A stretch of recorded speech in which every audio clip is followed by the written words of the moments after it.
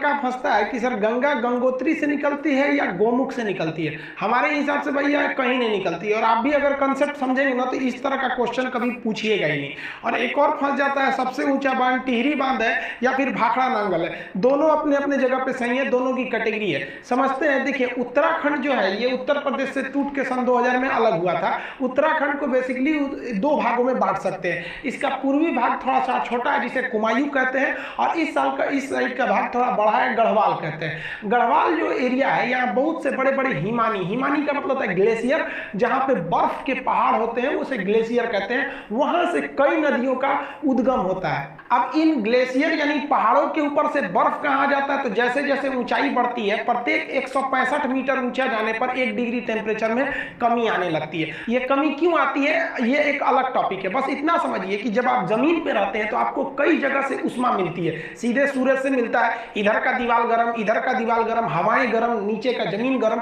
तो कई ओर से हवा गर्मी आते रहता है, तो आपका टेम्परेचर ज्यादा रहता है। जैसे जैसे आप ऊपर जाते हैं तो जो नीचे की अगल बगल का वातावरण था वो तो छूट गया, अब केवल आपको सूर्य की गर्मी मिलती है, इसलिए ऊपर जाने पर टेम्परेचर घट जाता है। टेम्परेचर घटने से जो हवा की नमी होती है, जैसे नमी हमेशा हवा में बरकरार रहती है, गर्मी में दिखता नहीं है, ठंडी में दिखता है। हम जब सांस छोड़ते हैं ना तो ठंडी में वो नमी दिखने लगती है, गर्मी में नहीं दिखता है। वही नमी इन पहाड़ों से टकरा और एक बर्फ का स्रोत बना देती है, और वही नीचे से पिघलकर नदियों का उद्गम स्रोत बन जाता है। तो नदियों का उद्गम स्रोत पहाड़ी का हिमानी यानी ग्लेशियर होता है। अब जरा ध्यान से समझिए, गंगा इस तरह से निकलती है। ये हम 2 इमेज बनाएंगे, इसमें पूरा जगह नहीं लिखे हैं ताकि कॉम्प्लिकेटेड होगा, आपको समझने में दिक्कत हो जाएगी। जबकि अगर आप दूसरा इमेज देखेंगे तो उसमें हम सारी नदियों का नाम वगैरह लिख दिए, इसको हम आपको स्क्रीनशॉट लेने का टाइम दे देंगे। अब यहां समझिए, सबसे पहला जो एक जगह है उसका नाम है बद्रीनाथ। उस बद्रीनाथ में एक जगह है संतोपत हिमानी। बद्रीनाथ के संतोपत हिमानी से एक नदी निकलती है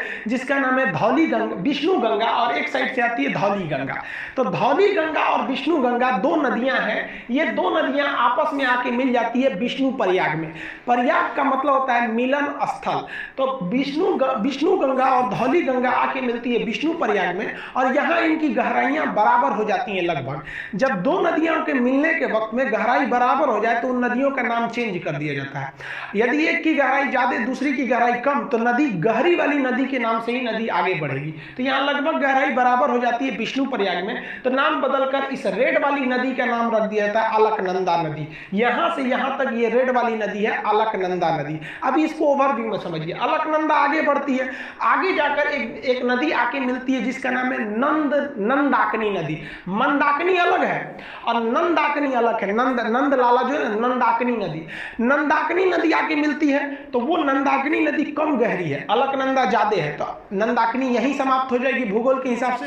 अब ये भी जगह तो मिलन स्थल हो गया। मिलन स्थल को प्रयाग कहते हैं, चूंकि नंदाकिनी नदी मिली है इसलिए इसे कहते हैं नंद प्रयाग। नंद प्रयाग के बाद नदी और आगे बढ़ती है, तो यहाँ आगे बढ़ती है तो एक और नदी आके मिलती है पिंडार नदी। पिंडार नदी जहाँ आके मिलती है उसे कहते हैं हम लोग कर्ण प्रयाग। तो कर्ण प्रयाग में पिंडार नदी आगे मिल गई। अलकनंदा जो है कहती है भाई तुम कम गहरा हो, तुम यहीं खत्म हो जाओ, आगे हम ही बढ़ेंगे। अलकनंदा आगे बढ़ती है तो एक और नदी आके मिल जाती है, वो नदी निकलती है केदारनाथ से। ये वाली निकली थी बद्रीनाथ से। उस नदी का नाम है मंदाकिनी नदी। ये मंदाकिनी नदी आके इसे मिलती है, ये जाके मिल जाती है यहाँ पर। मंदाकिनी कम गहरी, ये ज्यादा गहरी, इसलिए मंदाकिनी यहाँ समाप्त। अब ये मिलन स्थल है, इसका भी नाम प्रयाग रहेगा, तो इसका नाम हो जाता है रुद्र प्रयाग। रुद्र प्रयाग से नदी फिर आगे बढ़ती है, अभी भी अलकनंदा, इस रूट में बहुत गहरी है अलकनंदा। अब यहां से आती है उत्तर काशी जिला से।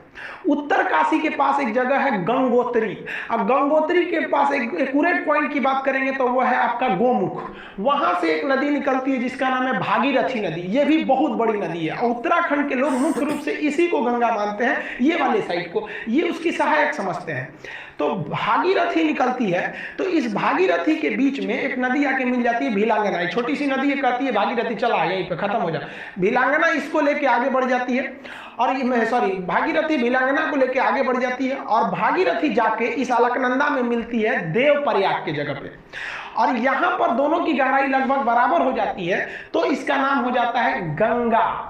अब आप बताइए, गंगा तो इतनी नदियों से मिलकर बना है, अब इसको याद करना बड़ा टफ है, तो उसको तरीका समझिए याद करने का। देखिए, विष्णु भगवान थे, इन्होंने अवतार लिया, तो कृष्ण भगवान का अवतार लिए थे ये। तो बचपन में कृष्ण भगवान का नाम क्या था? यशोदा का नंदलाल, नंदलाल। तो विष्णु भगवान क्या बने? नंदलाल बने। और ये जब बचपन में थे, आगे बढ़े, तो ये हमेशा इनके कान में बाली रहता था। आप देखेंगे कृष्ण भगवान कान में बाला पहनते थे, और गले में उसके बाद रुद्राक्ष की माला। तो लाइन से याद रखिएगा, विष्णु भगवान से याद रखेंगे विष्णु प्रयाग, नंद लाला से याद रखिएगा नंद प्रयाग। कान में बाली पहनते थे तो कर्ण प्रयाग, गले में रुद्राक्ष की माला रखते थे तो रुद्र प्रयाग। अब जब इतना चीज कर देते थे तो कृष्ण भगवान का जो रूप हो जाता था वो एक देव की रूप हो जाता था, और उनकी वाणी देव की वाणी हो जाती थी। अकेले महाभारत निपटा दिए फाइल अकेले, इन्हीं की तो मतलब उपदेशों को गीता में रखा गया है। तो लास्ट में वो किसका रूप ले लिए? देव का रूप ले लिए।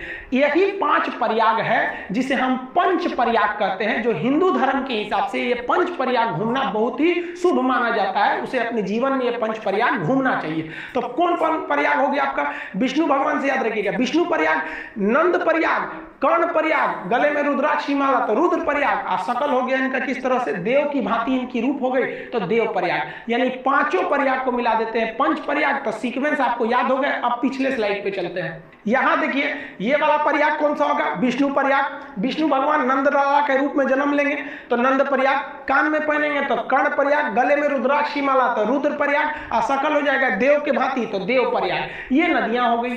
अब आप बताइए, देव प्रयाग के आगे गंगा बनती है।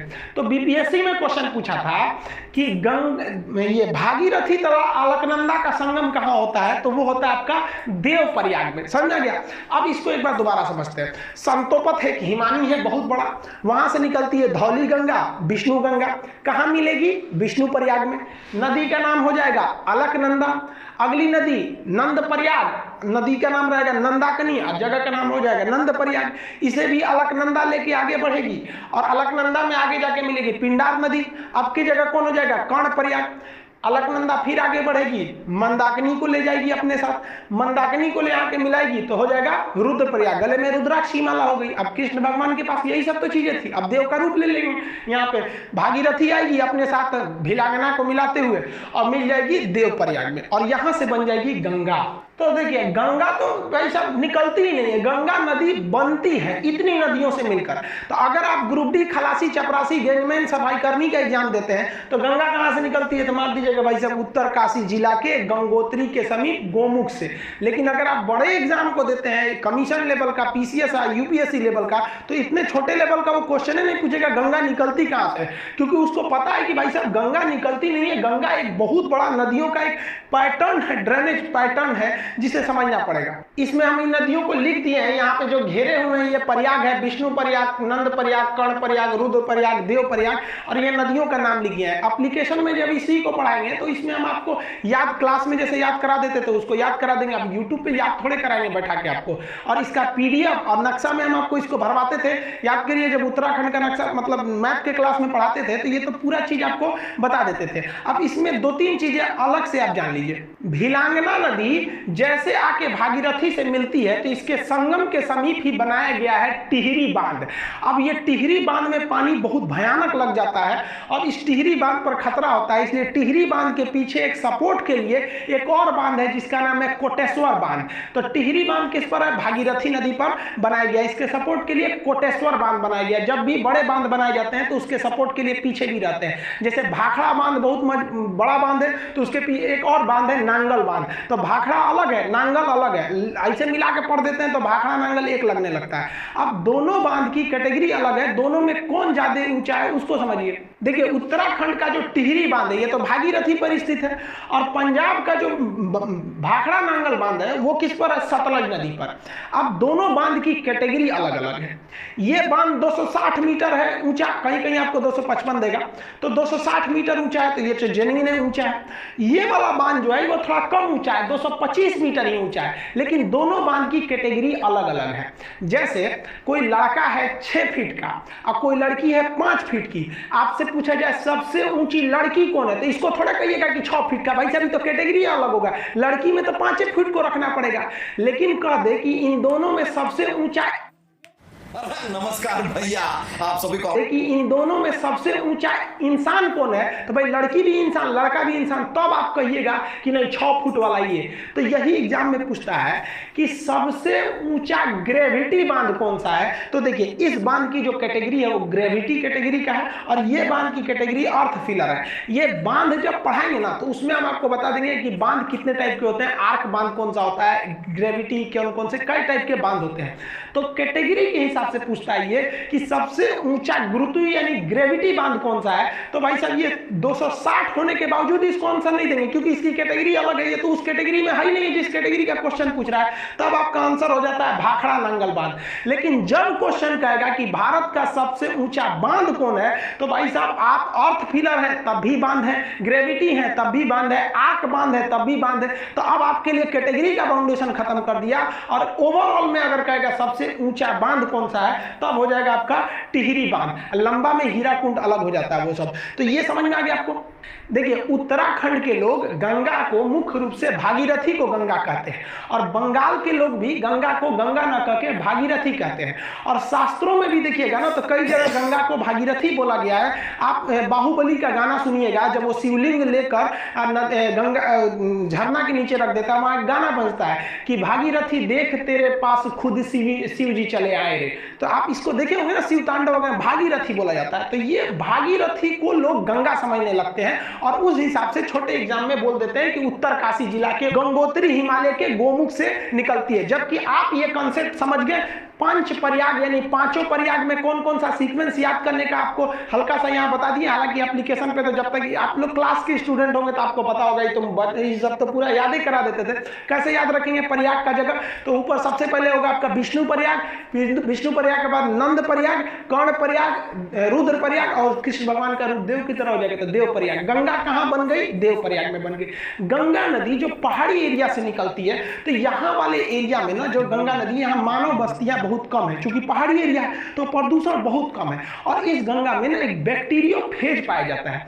बैक्टीरियोफेज एक ऐसा चीज होता है जो हानिकारक जीवाणुओं और विषाणुओं को मार के खा जाता है, इसलिए गंगा जी के पानी में कीटाणु वगैरह नहीं लगते हैं, वो बैक्टीरियोफेज की वजह से। आईबी का एग्जाम दिए होंगे तो पूछा होगा किसके वजह से गंगा जल में कीड़े मकोड़े नहीं लगते हैं, तो बैक्टीरियोफेज ऑप्शन सी पर था। तो ये ध्यान से रखिएगा आप लोग। और आजकल देखिए हम लोग की भी कुछ गलती है, गंगा नदी में जो क्षमता है उसको पुनर्निर्माण करने की, उसमें तो हम लोगों ने अत्याचार कर दिया। कानपुर से जब गंगा निकलती है एकदम गंदगी मचा देते हैं, तो हम लोग गंगा को कुछ ज्यादा गंदा कर दिया। वो तो लॉकडाउन हो गया, तो जो हम लोग सोच रहे थे गंगा साफ करेंगे अपने से साफ हो गया। अभी थोड़ा सा ढील हुआ ना लॉकडाउन में, फिर गंदा करके हम लोग रख दिए। तो प्रकृति से हम लोग भी खिलवाड़ करते हैं, तो प्रकृति हम लोग के साथ भी कर देती है, कोरोना वगैरह देखे। तो ये आप समझ में आ गया आप लोग को। इसका PDF वगैरह